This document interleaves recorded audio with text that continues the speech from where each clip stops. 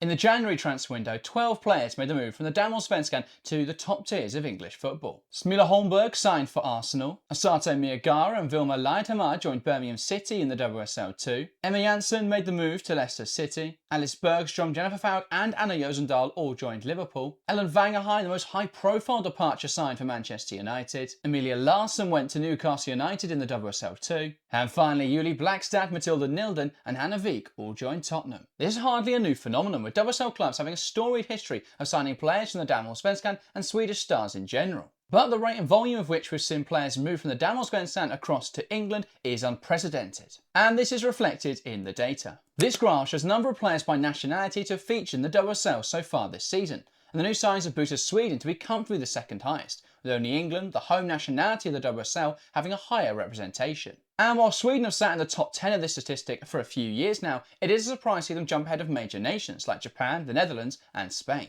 So what makes Swedish players and Damallsvenskan stars so attractive to WSL clubs? The first thing I want to talk about is the league structure. The Damallsvenskan is composed of 14 clubs, with the top 3 getting to the qualifying rounds of the UEFA Women's Champions League, 2 relegation spots and an additional relegation playoff spot. It's the same structure as the WSL will move to in the 26-27 season. But the big difference to the WSL is that the Damallsvenskan has a range of competitive clubs, with BK Häcken, FC Rosengard, Hammarby and Malmö all being sides able to compete at the top. And over the last decade we've seen 6 different winners of the competition. By contrast, the WSL has only had 4 in its entire history. The league also offers regular access to European football, especially now with the new Women's Europa Cup. One of the other major drivers for the league is a breadth of coaching talent.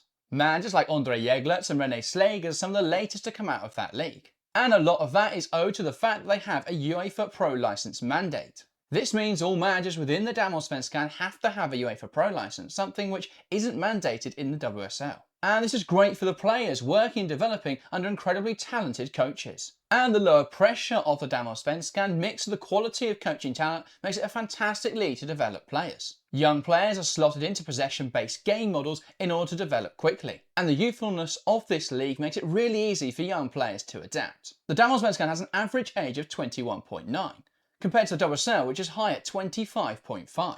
And this feeds into a long-standing tradition of players developing through the Damallsvenskan. We've seen Marta, Kristen Prest, Pernilla Harder, Tabitha Chawinga, Stina Blackstenius, Emily Vangsgaard, Katinka Tamberg, Momoko Tanikawa and now Felicia Schroeder, to name just a few, all come through the Damallsvenskan.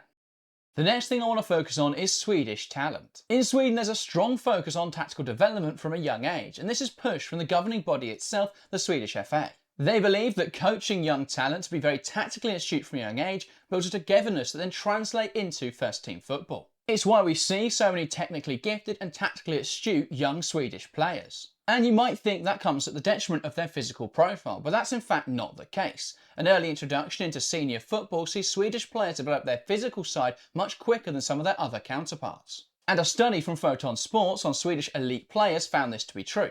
With Swedish players being able to jump higher, they were more explosive and much faster than some of their other European counterparts. And this has been evident with some of the recent additions to the WSL, with players like Smila Holmberg immediately adapting to the physical side of the league, being quick and explosive from that right hand side. Ellen Vangerheim similarly looked incredibly strong, incredibly physical in the WSL, which we know is a very physical, very demanding league. And the final and arguably most important reason WSL clubs want Swedish stars is due to their affordability and convenience. There's market efficiency in hunting in the Damallsvenskan for stars for WSL clubs, as players are available for significantly cheaper fees than if they bought them from other major leagues. This is because Damallsvenskan clubs can't demand the same fees or offer the same wages to players due to the league's stature, the lack of UWSL appeal as teams often fail to get out of the league phase, and the relative lack of investment compared to leagues like the WSL. And the convenience comes from the contract cycle. With the Damallsvenskan running annually, players are more readily available in the January transfer window. This makes it attractive for WSL clubs to pick up cheap bargains in the winter window.